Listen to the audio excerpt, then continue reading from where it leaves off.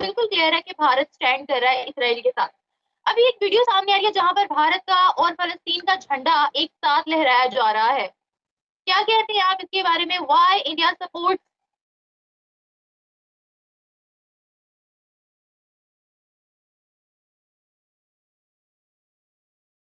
हम हमास का पोजीशन कर रहे हैं, हमास के तरीकों का पोजीशन कर रहे हैं। एक 22 साल की बच्ची, 22 साल की बच्ची डांस कर रही है, वो कर रही है, तुम उसको नेकेड परेड कराओगे?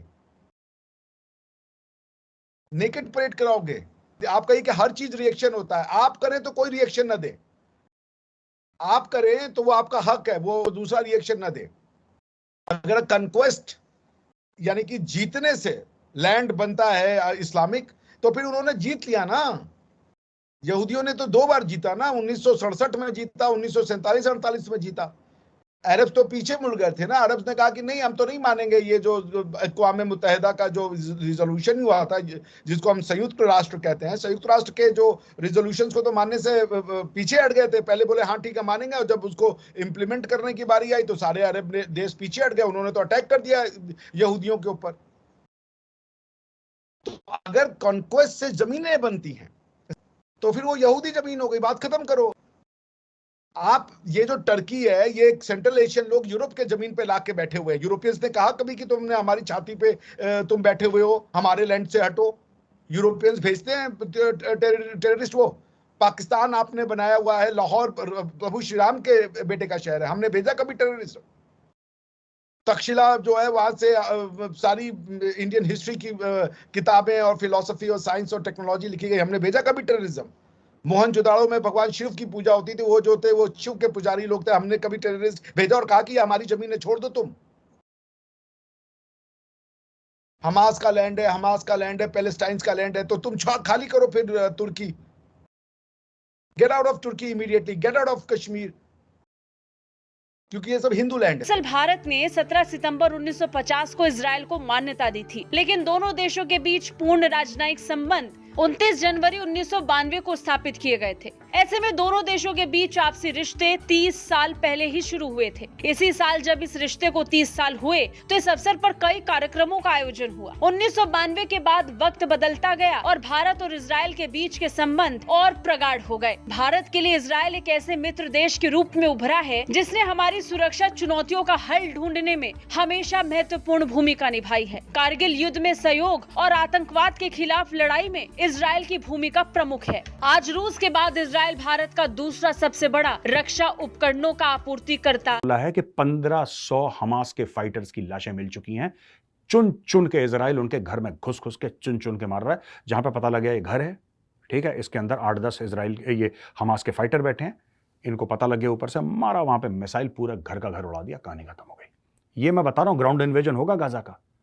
इजरायली ट्रूप्स गाजा के अंदर घुसेंगे और गाजा के अंदर घुस के इनका हलवा बनाएंगे, लेकिन उसके पहले गाजा का ऑलरेडी हलवा बन चुका होगा। यानी कि जब तक इजरायली ग्राउंड फोर्सेस घुसेंगी, मुझे नहीं लगता गाजा में कोई बिल्डिंग खड़ी होगी। ऐसे सारी बिल्डिंग जो खड़ी थी वो पड़ी होंगी, खड़े से पड़े हो जाएंगे बिल्डिंगों का हल, और उसके बाद इजरायली सोल्जर्स घुसेंगे और स्ट्रीट टू स्ट्रीट क्लियर करेंगे। ये जितने भी टनल है ना, सारे टनल बर्बाद हो जाएंगे। इन्होंने शहर के नीचे शहर बना रखा है, हमास वालों ने, भैया शहर के नीचे शहर। वहां लेबनान ने, हिजबुल्लाह ने शहर के नीचे शहर बना रखा है। यानी कि शहर के नीचे पूरे टनल्स हैं, जैसे नीचे से मेट्रो जाती है ना, वैसे इन्होंने इंसानों के लिए वैसे ही बना रखा है। वहां से निकल जाओ, वहां से निकल जाओ, यहां से हथियार ले आओ। इजराइल एक एक टनल को बर्बाद करेगा, एक एक टनल को। इसके बाद ये खत्म हो गए। मैं आपको बताता हूं और जाके बेंजामिन नेतन्याहू ने क्या करा है।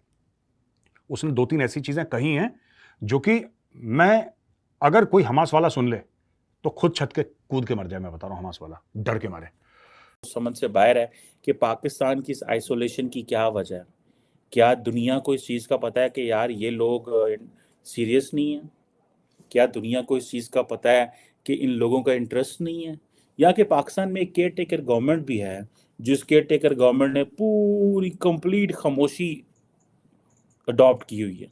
फुल खामोशी, बोलना नहीं, आवाज़ नहीं कटनी है अपनी बाहर, जो मर्जी हो जाए दुनिया से, आवाज़ नहीं निकलनी। और करना भी है तो जिसे वो कहते हैं ना, बड़ा अजीब सी आवाज़, बड़ी अजीब सी आवाज़ निकालनी है। सो ये जो आइसोलेशन है, डिप्लोमेटिक आइसोलेशन, उसकी वजह यह है कि हम अरब वर्ल्ड को अंडरस्टैंड ही नहीं कर रहे जो मैं जो पाकिस्तान अंदर मेरी जो राय है, अगर आप मुझसे पूछें, बिकॉज अरब वर्ड को हम अंडरस्टैंड ही नहीं कर रहे वहाँ पे क्या हो रहा है, और हम अपनी आवाम को ये बताना भी नहीं चाहते कि वहाँ पे क्या हो रहा है। ये वो अरबी नहीं है जिनसे आप माजी में डील करते थे। ये अरबी जो है ये आप ऑक्सफोर्ड से, हार्वर्ड से, कैम्ब्रिज से, कोलंबिया से, येल से पढ़ के आ रहे हैं, इनके बच्चे भी पढ़। देखने वाले वो पैलेस्टाइन के लिए आ भर रहे हैं, हम आपका साथ देते हैं। आज आपको ताकत मिलेगा, आप गजवा हिंद करने आओगे। और क्या किया था मुगलों ने यहां आकर के? मुगलों ने स्कूल कॉलेज बनाए थे हिंदुस्तान में। कितने स्कूल कॉलेज मुगलों ने बनाए? पाकिस्तान में जाके शहर, जब मुगलों के ऊपर आप वो करती है, दंभ बढ़ती जा रहा पाकिस्तान का, एक हमें यूनिवर्सिटी बताइए जो किसी मुगल ने बनाया हो, 200 साल का जो उनका टोटल राज रहा। कौन सी यूनिवर्सिटी है मुगलों ने बनाई हुई? कौन सी यूनिवर्सिटी बनाई? Bharat was the land of wisdom. जो रही सही यूनिवर्सिटियां थी उनको आग लगा दी इन लोगों ने। तो अब किसका साथ दें? सारा दिन आप ये बोलते हो इनको बर्बाद होना है, आप दुआएं मांगते हो, और हम आपका साथ दें? आप किसी का साथ देते हो? आपने अपना देश तोड़ दिया, अपनी जमीन से गद्दारी करके। जिहाद करोगे तो ठोके जाओगे, सीधी बात है। दुनिया के पास पेशेंस नहीं है तुम्हारे जिहाद फी सबीलिल्लाह, इसके लिए किसी के पास पेशेंस नहीं है। रगड़ दिए जाओगे बुरी तरीके से, बाकी तुम्हारी मर्जी है भैया, रगड़ना है तो तुम रगड़ जाओ और कर लो जिहाद। ये देखो भैया, ground offensive is being hinted as Israel vows to wipe off Hamas. Israel ने बोला है कि हमास को हम दुनिया से नस्ते नाबूद कर देंगे, खत्म कर देंगे। ठीक है जी। अच्छा, हमास का एक जो फाउंडिंग मेंबर था, हमास का सीनियर मेंबर, फाउंडिंग मेंबर, जिसने हमास शुरू करी थी, उन 4-5 लोगों में से अबू उसामा, उसका नाम था अब्दुल फता दुखन। दुखन था इसका नाम, इसको भी दुख हो गया है दुखन को। इजरायली एयरफोर्स ने ऐसा बम मारा कि दुखन की दुकान उड़ गई। ठीक है दोस्तों, उसको अबू उसामा भी बोलते थे, अब्दुल फतेह दुखन को। तो the prominent member was taken down in Nuseirat neighbourhood in the centre of Gaza. ये नुसैरियत एक कॉलोनी है, नुसैरियत। हेलो दोस्तों, स्वागत है आपका इंडिया पाकिस्तान न्यूज़ चैनल में। तो दोस्तों, जैसे कि आपने वीडियो में देखा, आइए जानते हैं वीडियो के बारे में। इजराइल के साथ फिलिस्तीन के हमास आतंकियों ने जब युद्ध चालू किया, तब भारत पहला देश था जो इसकी निंदा किया और इजराइल के समर्थन में खड़ा हुआ। तब इजरायलियों ने बम मारकर हमास के ठिकानों को नष्ट कर दिया है और उसके चीफ कमांडर को भी मार गिराया है। तब इजराइल के लोगों ने इजराइल के झंडे के साथ में फहराकर जश्न मनाया था।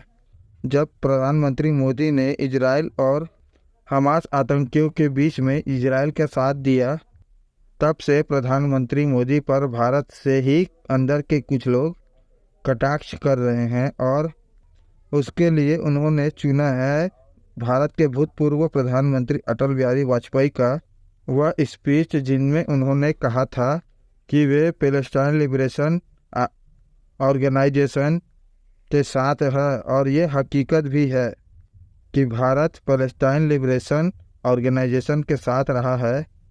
यहाँ तक कि आसिफ अराफात, जो पीएलओ के फाउंडर थे, उन्होंने कहा था कि भारत हमारा दूसरा घर है। लेकिन अब दोस्तों, यही सवाल उठाया जा रहा है कि क्या कारण है कि पीएलओ तो मौजूद ही है, उसी के साथ इजराइल का युद्ध चल रहा है, तो फिर भारत अपना पुराना स्टैंड छोड़कर क्यों इजराइल का समर्थन किया। और साथ ही यह भी सवाल उठाया जा रहा है कि जब रूस यूक्रेन युद्ध, भारत ने अमेरिका के दबाव के बावजूद भी भारत ने यूक्रेन का समर्थन नहीं किया, और न ही उसने पूर्ण रूप से रूस का भी समर्थन किया। भारत गुटनिरपेक्ष बना रहा व तटस्थ रहा। आखिर क्यों इसमें आनन फानन में भारत ने इजराइल का समर्थन कर दिया? दरअसल यहाँ समझने की बात यह है कि पैलेस्टाइन और हमास दो अलग चीज़ें हैं। यह जो हमास है वह पैलेस्टाइन की बात को नहीं मानता है, और वह पैलेस्टाइन से अलग होकर वह अपने आप को टेररिस्ट ग्रुप व मारकाट जिहादी ग्रुप अपने आप को बना लिया है। उसने ये ग्रुप हमेशा मारकाट में विश्वास रखता है। फ़लस्तीनियों को के पास कोई चारा नहीं है, क्योंकि वो जिस जनता को वह कंट्रोल में रखते हैं, अब वह आप लोगों को पता ही होगा कि जो फ़िलिस्तीन है वह 2 भागों में बटा हुआ है और बीच में इजराइल है। एक तरफ वेस्ट बैंक है जो बड़ा इलाका है जहाँ पर फ़लस्तीन का असली शासन है, और वह छोटा इलाका जिसे गाजा पट्टी कहा जाता है, वहाँ पर कुछ फ़िलिस्तीनी हैं और हमास वाले वहाँ पर ज़बरदस्ती अपने डंडे के बल पे और अपने गोली बारूद के बल पे वहाँ पर काबिज हो गए हैं। तो दोस्तों, अगर आपको ऐसी वीडियो देखना पसंद है तो हमारे चैनल को सब्सक्राइब करें तथा वीडियो को लाइक करना ना भूलें। धन्यवाद। जय हिंद, जय भारत।